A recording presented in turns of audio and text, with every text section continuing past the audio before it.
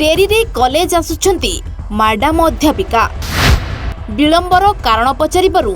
चिंकी उठितिले अध्यापिकांको स्वामी अध्यापक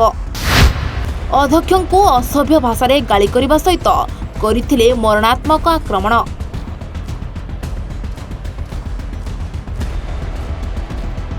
हाँ आज्ञा ये हेउछंती सेई मैडम जी कॉलेज को सबुबले लेट रे आसुछंती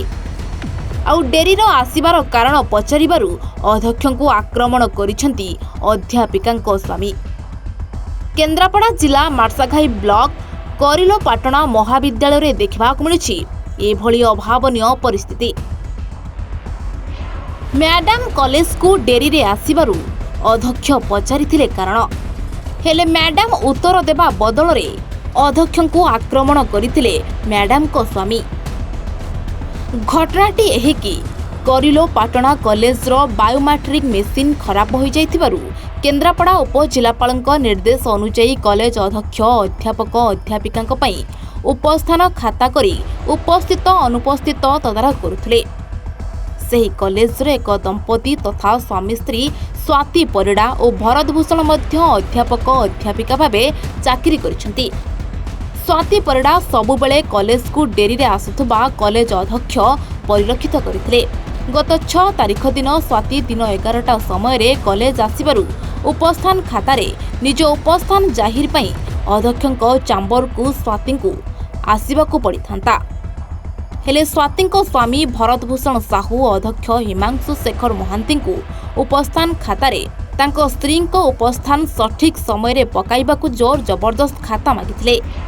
यह नियम बहिर्भूत होइतिबारु अध्यक्ष उपस्थान खाता न देबारु भरतभूषण साहू उत्क्षिप्त होई अध्यक्षଙ୍କୁ धक्का मारिबा सह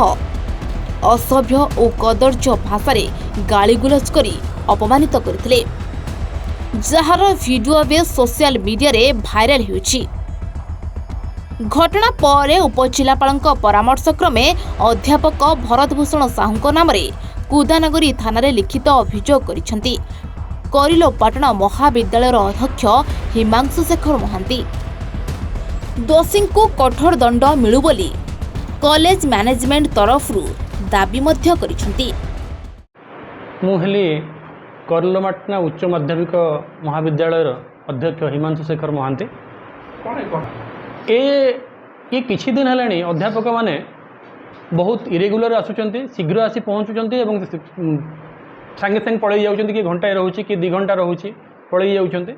सेथिपई आमर आर मूल कारण होची जे आम कॉलेज रो जो अछि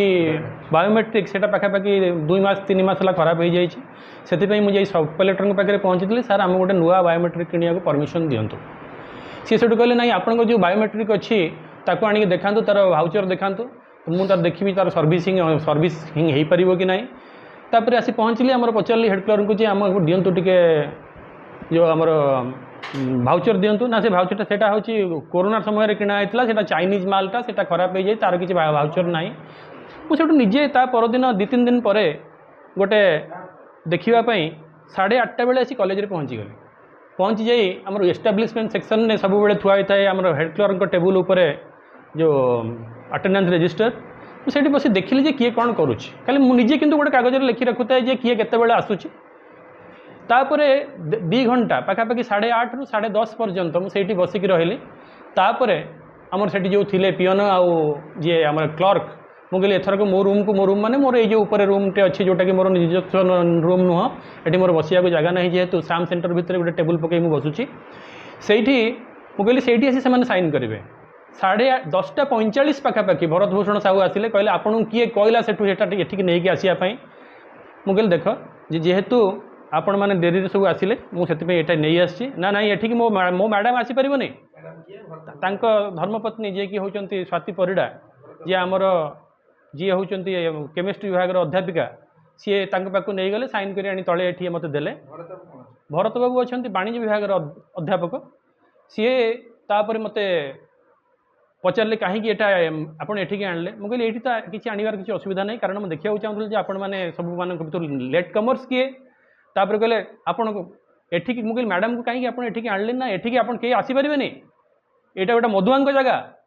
तू गोटे मधुआ सरदार तू गोटे चोर तू गोटे बास्टर्ड सब विभिन्न प्रकार आलिगेसन कर चलले